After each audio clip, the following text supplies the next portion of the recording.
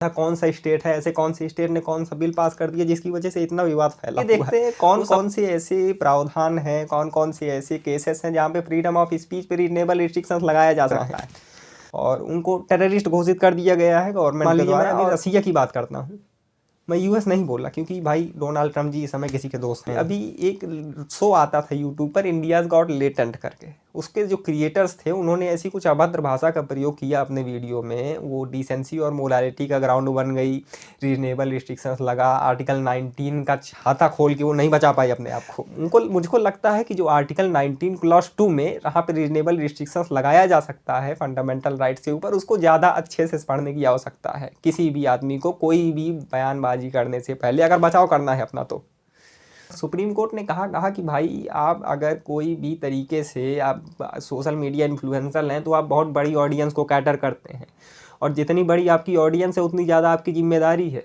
आप public order बना के रखें, मोरालिटी का ग्राउंड बना के रखें, ये आपको तय करना होगा। This is not a country where you can say anything you want.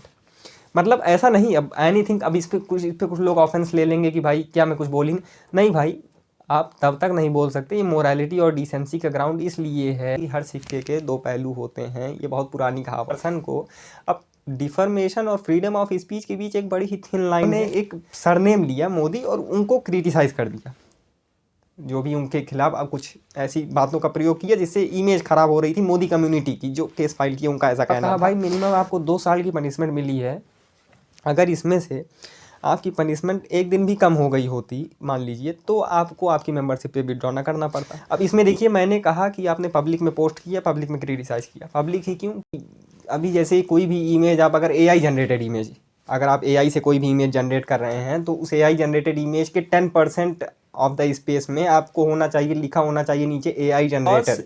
Existing laws हैं यूनियन गवर्नमेंट के, उसके बावजूद इन्होंने लॉ लाया और इन्होंने एक फर्दर और एक्शन लेने की बात की, जो कि एक तरीके से लोगों का कहना है। अभी द हिंदू में इसके ऊपर एक एडिटोरियल भी आया था कि क्या गवर्नमेंट भी लॉ बना रही, क्योंकि आजकल ऐसी ज़्यादा इतनी ज़्यादा सोशल मीडिया की प्रेजेंस हो गई है कि इन्फॉर्मेशन को कैटर करना हो जा रहा है मुश्किल। कहाँ कौन सी इन्फॉर्मेशन फेक है, कौन सी गलत है, इसके बीच में फ़िल्टर लगाना मुश्किल हो जा रहा है। अभी रिसेंट ऑपरेशन सिंदूर हुआ था, उस ऑपरेशन सिंदूर में आप लोगों ने देखा होगा कि कई सारे जो कह सकते हैं कि बहुत जेन्युइन मीडिया प्लेटफॉर्म्स हैं, उन्होंने भी गलत इन्फॉर्मेशन दे दी थी और जो कि उनके ट्रू सोर्सेज से उनका कहना था कि उनको मिली थी, उनको लगा रिलायबल होगी, लेकिन 60 चीज़ें सही हैं तो उसमें से 40 चीज़ें गलत भी आ रही हैं। हाँ, तो एक बार फिर से आप सभी को मेरा नमस्कार। आज हम फ्रीडम ऑफ स्पीच के बारे में बात करने वाले हैं, जो कि आर्टिकल 19 में हमको दिया गया है, फ्रीडम ऑफ स्पीच और एक्सप्रेशन और उसके रीजनेबल रिस्ट्रिक्शन। मतलब कि इतना एक हिसाब से ही बोल सकते हैं आप, उसके बाद अगर आप बोलेंगे तो आपके ऊपर कुछ लगाम कसी कर्ब किया जा सकता है आपके फ्रीडम ऑफ स्पीच को। अब इसी पे विवाद चलता रहता है, आए दिन विवाद चलता रहता है। कई सारे प्लेटफॉर्म्स, कई सारे मीडिया प्लेटफॉर्म, मीडिया चैनल्स और कई सारी डिबेट, कई सारे सुप्रीम कोर्ट में भी इस तरीके की अपील जाती रहती है कि फ्रीडम ऑफ स्पीच और रीजनेबल रिस्ट्रिक्शंस, इन दोनों के बीच में बैलेंस बना के हुए चलना होता है और डिबेट का मैटर बनता है। अभी रिसेंटली ये क्यों डिबेट का मैटर बना हुआ है, ऐसा कौन सा स्टेट है, ऐसे कौन से स्टेट ने कौन सा बिल पास कर दिया जिसकी वजह से इतना विवाद फैला हुआ है, वो सब हम जानने वाले हैं आज पूरे के पूरे वीडियो में। हम इसी के बारे में बात करने वाले हैं कि फ्रीडम ऑफ स्पीच का पूरा इतिहास, भूगोल हम जान लेंगे आज। तो चलिए, सबसे पहले तो आप अगर नए आए हैं तो चैनल को सबसे पहले सब्सक्राइब कर लीजिए। सब्सक्राइब कर लेंगे तो आप के लिए और इस तरीके की वीडियो बनेंगे जिससे आप विजिलेंट रहें आगे सोसाइटी में। आप अगर चलें तो आपको भी पता रहे भाई क्या राइट है आपके पास, कैसी किस तरीके से कौन सा प्रावधान कहाँ काम कर सकता है। तो चलिए शुरू करते हैं। हम बात ऐसी करने वाले हैं, हम आपने फ्रीडम ऑफ स्पीच एक एब्सोल्यूट राइट है? बात है नहीं। आर्टिकल 19 में जो फ्रीडम ऑफ स्पीच हमको फंडामेंटल राइट मिली हुई है, उस पर रीजनेबल रिस्ट्रिक्शंस लगाया जा सकता है।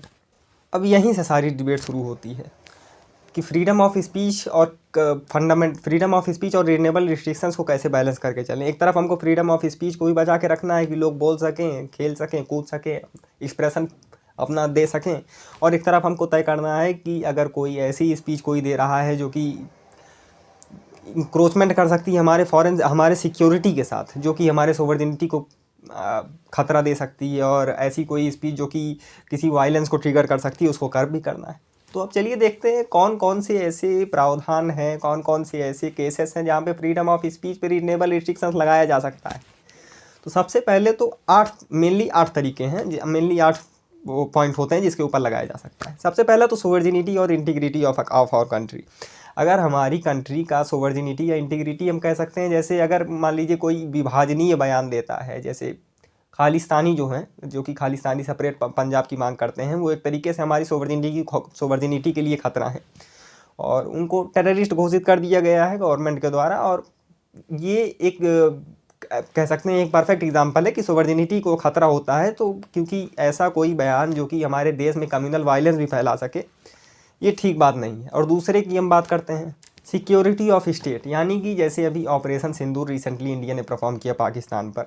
अब उस समय वो ऑपरेशन परफॉर्म करते समय क्या हुआ, उस समय मान लीजिए कोई ऐसी इन्फॉर्मेशन किसी एक पर्सन को पता थी जो कि सिक्योरिटी एजेंसी से अटैच है, उन्होंने कोई हमारी और फर्दर एक्शन मान लीजिए परफॉर्म करने वाले हैं हम, और उसके पहले उन्होंने इन्फॉर्मेशन दे दी हमारे एनिमी नेशंस को, जैसे पाकिस्तान को इन्फॉर्मेशन दे दी, तो उसमें हमारी सिक्योरिटी को खतरा हुआ। तो ये भी एक तरीके से उनके ऊपर फर्दर पीनल एक्शन भी लिया जा सकता है और उनकी स्पीच ये इधर रिस्ट्रिक्शन लगेगा, बिल्कुल लगेगा। ऐसी कोई अगर आपने पोस्ट की है तो उसको स्टक डाउन करेंगे, फर्दर एक्शन लिया जाएगा।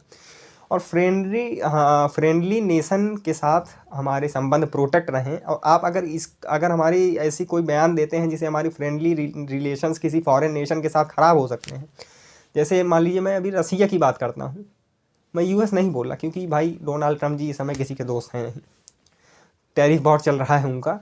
तो अभी मान लीजिए रसिया है, तो रसिया में मान लीजिए कोई रसिया के डिप्लोमेट को या किसी को क्रिटिसाइज़ किया किसी एक हमारे सिटीज़न ने, जिससे रिलेशन फर्दर ख़राब होने का खतरा है, तो ऐसी कोई स्पीच को भी स्टक डाउन कर दिया जाएगा। ये यहाँ पे एक रिस्ट्रिक्शन लगता है।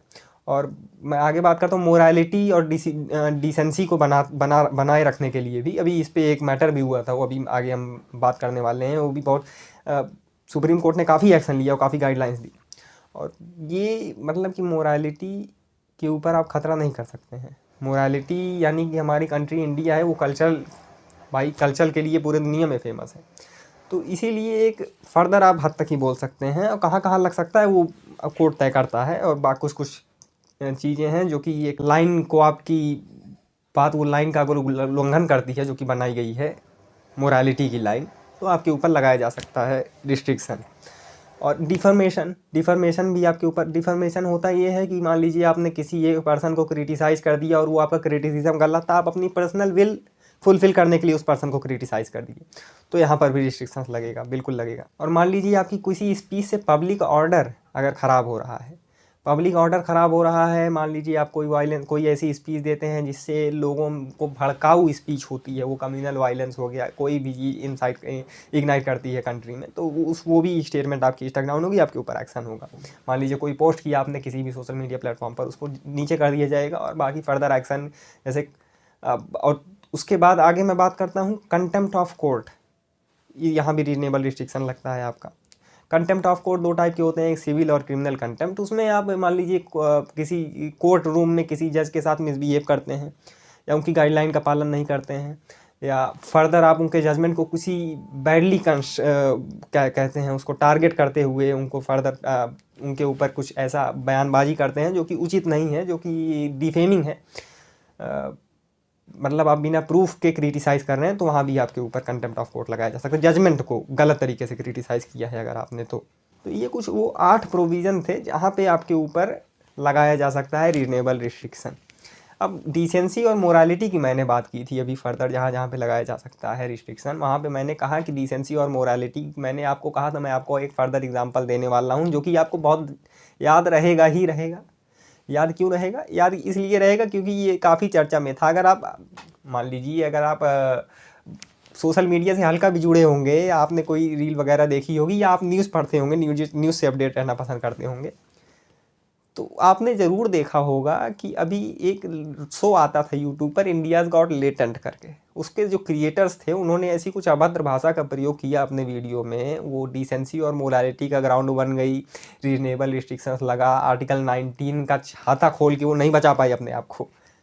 क्योंकि आर्टिकल 19 का छाता बहुत जल्दी लोग खोल लेते हैं। और बाकी भाई फ्रीडम ऑफ फंडामेंटल राइट है, फंडामेंटल राइट है, इसीलिए लोग उसको नहीं समझते। और मुझको लगता है कि जो आर्टिकल 19 क्लॉज 2 में यहाँ पे रीजनेबल रिस्ट्रिक्शंस लगाया जा सकता है फंडामेंटल राइट्स के ऊपर, उसको ज़्यादा अच्छे से पढ़ने की आवश्यकता है किसी भी आदमी को, कोई भी बयानबाजी करने से पहले, अगर बचाव करना है अपना तो ये छाता नहीं खोल पाए वो लोग फंडामेंटल राइट का आर्टिकल 19 का। सुप्रीम कोर्ट ने कहा कि भाई आप अगर कोई भी तरीके से आप सोशल मीडिया इन्फ्लुएंसर हैं तो आप बहुत बड़ी ऑडियंस को कैटर करते हैं, और जितनी बड़ी आपकी ऑडियंस है उतनी ज़्यादा आपकी जिम्मेदारी है। आप पब्लिक ऑर्डर बना के रखें, मोरालिटी का ग्राउंड बना के रखें, ये आपको तय करना होगा। This is not a country where you can say anything you want.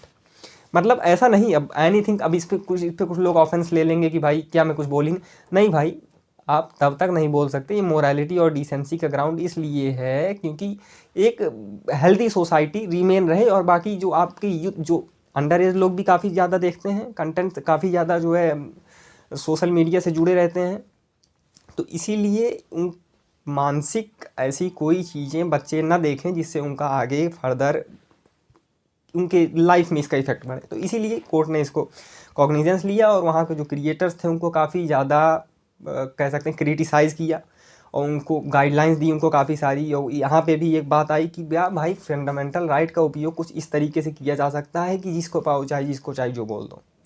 तो यहाँ पे भी कोर्ट ने समझाया कि ऐसा नहीं चलेगा, और बाकी फर्दर एक्शंस जो भी लिए गए उनके ऊपर, जो भी काफ़ी सारी FIRs फाइल हो गई थी। तो ये एक मैंने आपको एग्जांपल बताया डिसेंसी और मोरालिटी का। अब डिफॉर्मेशन की भी बात की थी मैंने रीजनेबल रिस्ट्रिक्शन में। अब डिफॉर्मेशन क्या होता है? देखिए डिफॉर्मेशन बेसिकली मानहानि कह सकते हैं इसको। आपने किसी पर्सन को, अब डिफॉर्मेशन और फ्रीडम ऑफ स्पीच के बीच एक बड़ी ही थिन लाइन है, इसीलिए बहुत ही सोच समझ के और होश में बोलने की ज़रूरत होती है, क्योंकि इस समय डिफॉर्मेशन काफ़ी ज़्यादा चर्चा में है। काफ़ी ज़्यादा चर्चा में इसलिए क्योंकि लोग लगा देते हैं इसको जल्दी से। और ऐसी बात नहीं कि केवल गलत जगह ही लगाते हैं, सही जगह भी लगाते हैं। क्योंकि देखिए भाई, जैसा मैंने कहा कि हर सिक्के के दो पहलू होते हैं, ये बहुत पुरानी कहावत है। तो इसीलिए इस चीज़ को देखते हुए अब डिफॉर्मेशन क्या होता है इसके बारे में हम पहले पूरी जानकारी ले लेते हैं। देखिए डिफॉर्मेशन बेसिकली दो टाइप का होता है, एक क्रिमिनल डिफॉर्मेशन, एक सिविल डिफॉर्मेशन। अब क्रिमिनल डिफॉर्मेशन क्या होता है? क्रिमिनल डिफॉर्मेशन होता है कि मान लीजिए आपने किसी को क्रिटिसाइज किया, पीनल एक्शन आपके ऊपर लिया जाएगा क्रिमिनल डिफॉर्मेशन में। जैसे आपको इम्प्रिजनमेंट झेलनी पड़ेगी। और सिविल डिफॉर्मेशन में आपको पेनाल्टी कुछ देनी पड़ेगी, पेनाल्टी देने के बाद फर्दर सिविल एक्शन आपके ऊपर लिया जा सकता है। ये सिविल डिफॉर्मेशन की बात हो गई। अब ये दो टाइप के होते हैं। अब मैं बात करता हूँ क्रिमिनल और सिविल डिफॉर्मेशन के बीच अभी एक रिसेंट बातचीत हो रही है। बातचीत ये हो रही है कि क्रिमिनल डिफॉर्मेशन, जैसे अभी मैं आपको एक एग्जांपल देके आगे बताता हूँ। अभी आप उनको जानते होंगे, हमारे लीडर ऑफ अपोजिशन थे, लीडर ऑफ अपोजिशन हैं अभी, राहुल गांधी जी, उनको तो जानते ही होंगे आप लोग। उनके ऊपर अभी कुछ साल पहले, कुछ एक आध साल पहले एक केस फाइल हो गया था। क्यों? क्योंकि वो एक कर रहे थे रैली बढ़िया तरीके से, और रैली कर रहे थे तो उन्होंने भाव में आके मोदी गवर्नमेंट को क्रिटिसाइज़ किया। अब क्रिटिसाइज़ कैसे किया भाई? सेंट्रल गवर्नमेंट को क्रिटिसाइज़ किया उन्होंने, जो कि हेड की जा रही है नरेंद्र मोदी जी के द्वारा। अब उन्होंने क्रिटिसाइज़ इसको किया, पूरी मोदी कम्युनिटी को उन्होंने एक तरीके से बोल दिया। अब उनको नहीं पता रहा होगा भाई ये इस तरीके से वो बोल रहे हैं। अब उसको बाकी, क्योंकि उन्होंने एक सरनेम लिया मोदी और उनको क्रिटिसाइज़ कर दिया, जो भी उनके खिलाफ अब कुछ ऐसी बातों का प्रयोग किया जिससे इमेज ख़राब हो रही थी मोदी कम्युनिटी की। जो केस फाइल किया उनका ऐसा कहना था, तो उन्होंने उनके खिलाफ केस फाइल किया। उसके बाद उनके ऊपर एक्शन भी हुआ, क्रिमिनल डिफॉर्मेशन का केस फाइल किया उन्होंने, सिविल का नहीं, क्रिमिनल डिफॉर्मेशन। तो उनके ऊपर पिनल एक्शन हुआ, उनको हाई कोर्ट ने कॉन्विक्ट भी कर दिया।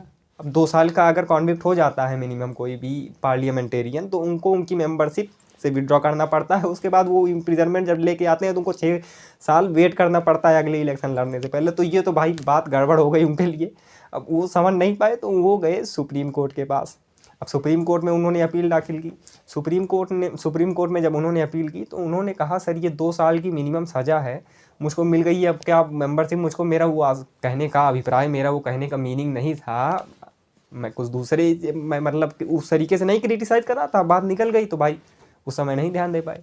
सुप्रीम कोर्ट ने इसको काफ़ी ज़्यादा स्क्रूटिनाइज़ किया, सोचा, उसके बाद कहा भाई मिनिमम आपको 2 साल की पनिशमेंट मिली है, अगर इसमें से आपकी पनिशमेंट एक दिन भी कम हो गई होती मान लीजिए, तो आपको आपकी मेंबरशिप पे विड्रॉ ना करना पड़ता।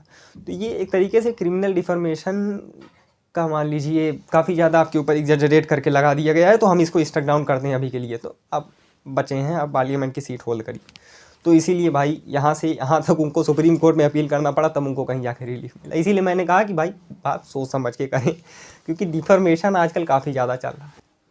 अब डिफॉर्मेशन किसके ऊपर लगाया जा सकता है और डिफॉर्मेशन कोई स्टेटमेंट कैसे बन सकती है, देखिए इसके कुछ नियम हैं। सबसे पहले तो डिफॉर्मेशन 2 टाइप की होती है, एक जो कि आप रिटन फॉर्म में, एक ओरल फॉर्म में, अगर आप किसी को कुछ वर्बली बोलते हैं। तो अब इसको लॉ की भाषा में लायबल और स्लैंडर कहते हैं। लायबल मतलब एनी रिटन स्टेटमेंट, कोई आपकी रिटन स्टेटमेंट है और आपने उसमें डिफॉर्मेटरी चीज़ या अपमानजनक चीज़ किसी के बारे में लिख के उसको पब्लिश किया, ये हो गया लायबल। और स्लैंडर क्या हो गया? स्लैंडर मतलब आपने स्पोकन फॉर्म में किसी को पब्लिकली क्रिटिसाइज कर दिया। अब इसमें देखिए मैंने कहा कि आपने पब्लिक में पोस्ट किया, पब्लिक में क्रिटिसाइज़ किया। पब्लिक ही क्यों, क्या मेरी और आपकी बात हो रही है, या मेरे और किसी एक आदमी के बीच बात हो रही है, मान लीजिए मेरा कोई दोस्त है या मेरा कोई ऐसे ही मान लीजिए कोई भी है जिसको मान लीजिए पसंद ही नहीं करते हम, तो उसको मैंने कुछ वर्बली सामने मेरे खड़े, उनको मैंने अब कोई और नहीं सुना, केवल मेरे और उनके बीच बात चल रही थी, तो ये तो डिफॉर्मेशन नहीं, क्योंकि आप जिसको बोल रहे हैं केवल वो है और आप हैं।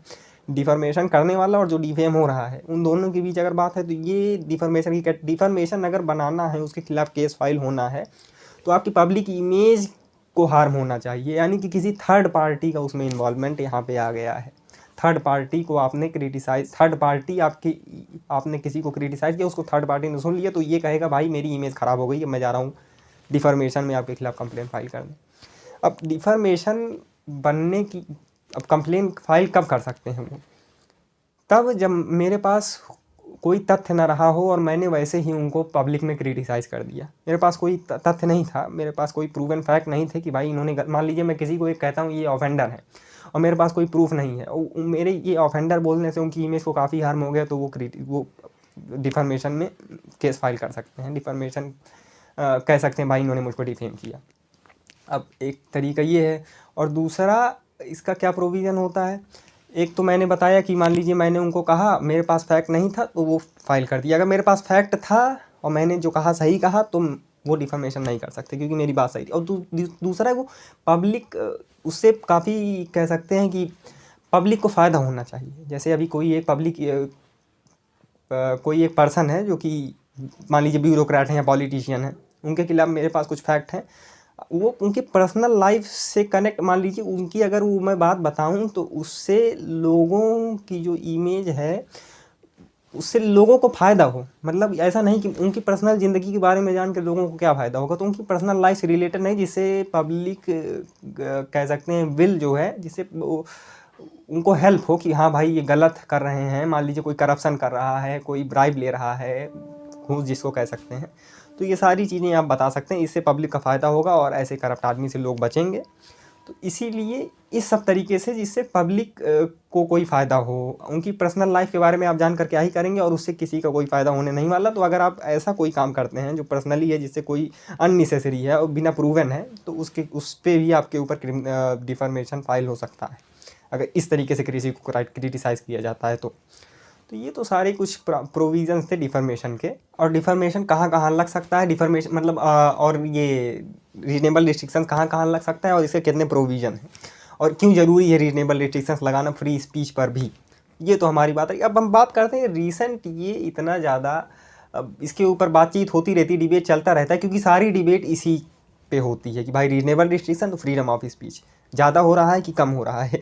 रीजनेबल रिस्ट्रिक्शन आप ज़्यादा लगा रहे हैं, पब्लिक सप्रेस कर रहे हैं। एक ज़्यादा बोल गया तो उसके ऊपर रीजनेबल रिस्ट्रिक्शन लगाए जाएंगे, जैसे अभी हमने मोरालिटी वाले में देखा था, और मैंने एक यूट्यूब शो के बारे में आपसे बात की, वहाँ लगाना ज़रूरी हो गया था। और यहाँ पे कहीं जब मान लीजिए कोई किसी एक आप पॉलिटिशियन को किसी एक पर्सन को क्रिटिसाइज़ करते हैं, और उन्होंने ऐसा कोई लॉ या ऐसा कोई एक्ट पास कर दिया जिससे आपकी स्टेटमेंट स्टक डाउन हो गई, भले वो सही रही हो, तो यहाँ पे गलत बात है। अब देखिए, इसको कर्व करने के लिए मिनिस्ट्री ऑफ इंफॉर्मेशन और मिनिस्ट्री ऑफ आईटी और इलेक्ट्रॉनिक्स ने कई सारी गाइडलाइंस भी जारी की हैं। कई सारे एक्ट पास हुए हैं इसके लिए। अब ये इनिशिएटिव कुछ इस तरह है। पहला तो एक इंटरमीडिएटरी गाइडलाइंस एक्ट 2000 में किया गया था। वो इंटरमीडिएटरीज को जो है लायबल ठहराता है। लायबल ठहराता है मतलब कि आप किसी एक प्लेटफॉर्म पे अपना जो भी मान लीजिए आप फॉल्स इन्फॉर्मेशन अगर अपलोड करते हैं किसी के बारे में, तो वो देखिए इतने बड़े बड़े अंपायर खड़े करके रखे हैं ये लोग, जो भी सोशल मीडिया प्लेटफॉर्म्स हैं, व्हाट्सअप हो गया, यूट्यूब हो गया, या मान लीजिए ट्विटर हो गया, इंस्टाग्राम हो गया, तो उनको कॉन्स्टेंटली मॉनिटर करने की आवश्यकता होती है कंटेंट्स को, क्योंकि आपने इतना ज़्यादा लोगों को, अगर आपका एम्पायर इतना बड़ा है तो आपके पास उतने सर्विस के लोग होने चाहिए कि आप कोई भी फॉल्स इन्फॉर्मेशन करने से रोक सकें। इसीलिए इनको भी लायबल ठहराने की बात करते हैं और ये स्टक डाउन करें उसको, जो भी फॉल्स इन्फॉर्मेशन है ये भी उनको आदेशित करता है ये एक्ट। और इसी तरह मैं दूसरे इनिशिएटिव की बात करूं तो एक है guidelines for intermediaries and digital media ethics code 2021।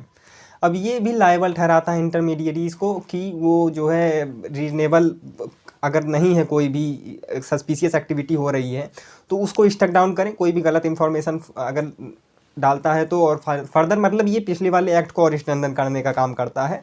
और इन्होंने कहा कि अगर कोई भी फॉल्स इन्फॉर्मेशन इस तरह है तो आप लायबल हैं, आप उसको जांच करने की या आपको उसको एक तरीके से स्क्रूटनाइज करने की भी आवश्यकता है, बिल्कुल है। तो ये सारी कुछ इनिशिएटिव हैं। और अभी रिसेंट 2025 में भी एक गाइडलाइंस जारी की गई मिनिस्ट्री ऑफ आईटी के द्वारा, जिसमें उन्होंने बात की कि अभी जैसे कोई भी इमेज आप अगर एआई जनरेटेड इमेज, अगर आप एआई से कोई भी इमेज जनरेट कर रहे हैं तो उस एआई जनरेटेड इमेज के 10% ऑफ द स्पेस में आपको होना चाहिए, लिखा होना चाहिए नीचे एआई जनरेटेड। तो ये कुछ इनिशिएटिव लिए जा रहे हैं क्योंकि आजकल एआई का ज़माना चल रहा है, तो उससे लोग कोई भी फॉल्स इन्फॉर्मेशन किसी भी पर्सन को कहीं भी खड़ा करवा के कुछ भी एक्टिविटी करवा देते हैं उससे, टोटली एआई के थ्रू। बस आपको फ़ोटो उठानी है, फ़ोटो उठा के लगानी है और उसके बाद बाकी सिस्टम एआई करता है। तो ये सारी कुछ गलत तरीके की एक्टिविटी होती है। इसका इस्तेमाल काफ़ी सारी इलीगल चीज़ों में भी होने लगा है आजकल। तो इसीलिए इसको कर्व करने की आवश्यकता है, तो गवर्नमेंट इसके ऊपर लगातार एक्शन ले रही है। अब आपको याद होगा कि मैंने अभी वीडियो की शुरुआत में आपसे कहा था कि ऐसी एक स्टेट गवर्नमेंट है जिन्होंने एक लॉ बनाया है, जिन्होंने एक बिल अभी रिसेंटली पेश किया अपने स्टेट असेंबली में, वहाँ के होम मिनिस्टर जी द्वारा पेश किया गया। अब ये स्टेट कौन सा, मैं कर्नाटका की बात कर रहा हूँ। Hate speech and hate crime को कर्व करने के लिए इन्होंने एक बिल अपने स्टेट असेंबली में डाला और उसमें जो है उस बिल का पूरा नाम है Karnataka hate speech and hate crime prevention bill 2025। अब यहाँ से और ज़्यादा डिबेट बढ़ गई, बिकॉज एग्जिस्टिंग लॉज हैं यूनियन गवर्नमेंट के, उसके बावजूद इन्होंने लॉ लाया और इन्होंने एक फर्दर और एक्शन लेने की बात की, जो कि एक तरीके से लोगों का कहना है। अभी द हिंदू में इसके ऊपर एक एडिटोरियल भी आया था कि क्या ये थ्रेट है हमारे आर्टिकल 19 में freedom of speech on expression पे, क्या कहीं कुछ ज़्यादा ही तो हम नहीं बढ़ रहे हैं, अब कुछ ज़्यादा ही तो सेंसिटिव नहीं हो जा रहे हैं लोग अपने इमेज को लेकर। भाई बात ऐसी है कि मैंने जैसे शुरुआत में भी कहा, हर सिक्के के दो पहलू होते हैं। तो ये रिसेंटली डिबेट इसी के ऊपर से आ गई। अब इसमें देखते हैं हम इस बिल में क्या क्या प्रोविज़न है। ये बिल जो है वो क्रिमिनलाइज करता है कोई भी हेट स्पीच या हेट क्राइम को। आपको मिनिमम पनिशमेंट मिल सकती है 10 ईयर्स की, और मिनिमम आपको 10 ईयर्स की इम्प्रिजनमेंट मिल सकती है और 1 लाख का फाइन लग सकता है। और ये जो है जो एग्रीव्ड पार्टी हैं उनको कंपनसेट करने की भी बात करता है। तो ये एक कर्नाटका गवर्नमेंट का कहना था कि भाई हम लोगों ने जो गैप था सेंट्रल गवर्नमेंट के बीच का और स्टेट गवर्नमेंट जो कि लॉ वो लोग उस तरीके से नहीं बनाए थे, तो उसमें हमने एक और फर्दर स्टेप ऐड किया। अभी कर्नाटका के रिसेंट सीएम सिद्धारमैया जी हैं, तो उन्होंने और ये होम मिनिस्टर के द्वारा ये बिल पेश किया गया है। और Karnataka one of the first state बन गया है जिसने एक स्पेशली हेट क्राइम्स और हेट स्पीच को जो है कर्व करने के लिए अपनी रिसेंट अभी बिल पास किया है। तो अब इतना तो हमने जान लिया, तो अब आप लोगों को भी एक तरीके से समझ में आ गया होगा कि रिसेंट मैटर क्या, और हेट स्पीच हेट क्राइम से लेकर इनेबल रिस्ट्रिक्शन से लेकर हमने पूरा कच्चा चिट्ठा लगभग खोल ही दिया है चीज़ों का। अब चलिए एक बार इसको रिकैपिचुलेट करके देखते हैं। देखिए कुल मिला के अब सार ऐसा है कि सही भी आदमी होता है और उसी जगह गलत भी आदमी होता है। मेरे कहने का मतलब कोई एक आदमी उसी चीज़ का प्रयोग अपने डिफेंस के लिए करता है और कोई एक आदमी ऑफेंस करने के लिए करता है। जैसे अभी मैं बात करता हूँ, किसी के पास मान लीजिए रिवॉल्वर या पिस्टल कुछ भी है और उसके पास उसका मान लीजिए लाइसेंस है और एक आदमी है जो सेल्फ डिफेंस में उसका इस्तेमाल करेगा, और एक आदमी है जो कि अननेसेसरी लोगों को, मान लीजिए कोई भी अपनी पर्सनल बिल करने के लिए क्राइम करते हैं लोग उसी से। तो ये तो भाई बात वही है कि रिसेंट अब इसीलिए जुडिशियरी इसके ऊपर काफ़ी ज़्यादा स्क्रूटनाइज करती है इन सभी मैनर्स में, और गवर्नमेंट भी लॉ बना रही, क्योंकि आजकल इतनी ज़्यादा सोशल मीडिया की प्रेजेंस हो गई है कि इन्फॉर्मेशन को कैटर करना हो जा रहा है मुश्किल। कहाँ कौन सी इन्फॉर्मेशन फेक है, कौन सी गलत है, इसके बीच में फ़िल्टर लगाना मुश्किल हो जा रहा है। अभी रिसेंट ऑपरेशन सिंदूर हुआ था, उस ऑपरेशन सिंदूर में आप लोगों ने देखा होगा कि कई सारे जो कह सकते हैं कि बहुत जेन्युइन मीडिया प्लेटफॉर्म्स हैं, उन्होंने भी गलत इन्फॉर्मेशन दे दी थी, और जो कि उनके ट्रू सोर्सेज से उनका कहना था कि उनको मिली थी, उनको लगा रिलायबल होगी, लेकिन वो हालांकि नहीं थी। क्यों? क्योंकि मैंने जैसे कहा कि फेक इन्फॉर्मेशन को कैटर करना होता जा रहा है मुश्किल। इतने ज़्यादा प्लेटफॉर्म आ गए हैं आजकल, उन प्लेटफॉर्म्स की वजह से कुछ भी AI जनरेटेड इमेज कोई भी लोग डाल देते हैं, तो वो समझना, फ़िल्टर करना मुश्किल हो जाता है। लेकिन फ्रीडम ऑफ स्पीच भी बहुत ही ज़्यादा ज़रूरी है। फ्रीडम ऑफ स्पीच अगर लोग उसको उपयोग कर रहे हैं, फंडामेंटल राइट की तरह दी गई है, तो फ्रीडम ऑफ स्पीच बहुत सही होती है किसी भी एक हेल्दी डेमोक्रेसी को रन करने के लिए। मीडिया की फ्रीडम, प्रेस फ्रीडम और बाकी सारे लोगों की फ्रीडम कि लोग अपनी बात कह सकें, गवर्नमेंट से क्वेश्चन कर सके, ताकि वो प्रॉपर तरीके से गवर्नमेंट रन कर सके और उनको रहे हाँ भाई कोई क्वेश्चन करने वाला है। ये एक हेल्दी डेमोक्रेसी का लक्षण है। इसी तरीके से देश हमारा चल रहा है और चलता रहे आगे, हमको ऐसी उम्मीद है। तो लेकिन अब वही मैंने कहा कि जो रीसेंट चीज़ें हो रही हैं उसको देखते हुए लॉस बनाने पड़ रहे हैं गवर्नमेंट को लगातार से लगातार। अब ये स्क्रूटनी का टॉपिक है, बिल्कुल है, तो इसके ऊपर हमने काफ़ी ज़्यादा बात कर ली है अब आज तो, और हमने काफ़ी ज़्यादा इन्फॉर्मेशन, मुझको लगता है अगर आप शुरू से लेके अभी तक इस वीडियो को अगर आपने देखा है ध्यान से, तो आप लोगों ने आर्टिकल 19 का काफ़ी ज़्यादा ज्ञान ले लिया है। और काफ़ी ज़्यादा जो डिबेट होती रहती है इंटेलेक्चुअल्स के बीच में मीडिया पे, और काफ़ी सारे जो केस फाइल होते रहते हैं सुप्रीम कोर्ट में कि भाई इन्होंने मेरा डिफॉर्मेशन कर दिया, इन्होंने, क्योंकि अभी देखिए एक केस फाइल हुआ था सुप्रीम कोर्ट में रिसेंटली। एक कोई न्यूज़ एजेंसी थी, उन्होंने कोई एक तरीके से ह्यूमरस सटारिकल वे में किसी के खिलाफ लिख दिया था। एक पब्लिक फिगर थे, वो पॉलिटिशियन थे, उनके खिलाफ उनके खिलाफ लिख दिया। तो अब वो चले गए सुप्रीम कोर्ट। उन्होंने कहा भाई ये स्टक डाउन नहीं कर रहे हैं इसको, और इनको कहिए कि इसको जो भी मेरे खिलाफ लिखा गया स्टक डाउन करें। सुप्रीम कोर्ट ने कहा कि भाई ये कुछ बहुत ज़्यादा ह्यूमरस है, बहुत ज़्यादा आप सेंसिटिव होने की आपको ज़रूरत नहीं है। ये एक तरीके से कंस्ट्रक्टिव तरीके से ही उन्होंने कहा है। मान लीजिए आप कोई पेंटिंग बनाया आपकी, आपको उसमें कुछ इस तरीके से दिखाने की कोशिश की, थोड़ा ह्यूमरस वे में, अगर आप एक तरीके से पब्लिक पर्सनैलिटी हैं तो कहा कि भाई लोगों को भी समझने की ज़रूरत है। आजकल लोग बहुत ज़्यादा सेंसिटिव होते जा रहे हैं, तो जैसे मैंने कहा कि लगातार जुडिशियरी इसको कर्व करने की कोशिश करती है। तो उन्होंने कहा कि भाई अब डिफॉर्मेशन हर बार नहीं कर सकते हैं, मतलब हर बार आपको ऐसा नहीं है कि स्टक डाउन ही कर दिया जाएगा आपके कहने पर चीज़ों को। अब ये जांच का विषय बनता है, और ये लगातार इवॉल्विंग टॉपिक है ये, क्योंकि हमारी सोसाइटी आजकल इस तरीके से कुछ फेम हो रही है कि जैसे काफ़ी ज़्यादा अगर 60 चीज़ें सही हैं तो उसमें से 40 चीज़ें गलत भी आ रही हैं। तो ये टॉपिक है, इवॉल्विंग टॉपिक है, और इसके बारे में आगे भी जानकारी हम लोग लेते रहेंगे। आगे टॉपिक आता रहेगा, केसेस के बारे में भी हम लोग बात करते रहेंगे। तो अगर आप लोगों को भी इस टॉपिक से कुछ आइडिया मिला है, या कोई ऐसी चीज़ लगी है कि भाई मान लीजिए कोई चीज़ आपकी भी स्टक डाउन कर दी गई है, क्या आप लोगों ने, हालांकि वो कॉपीराइट मटेरियल ना रहा हो, अब उसके बारे में हम बाद में बात करते हैं कभी शांति से।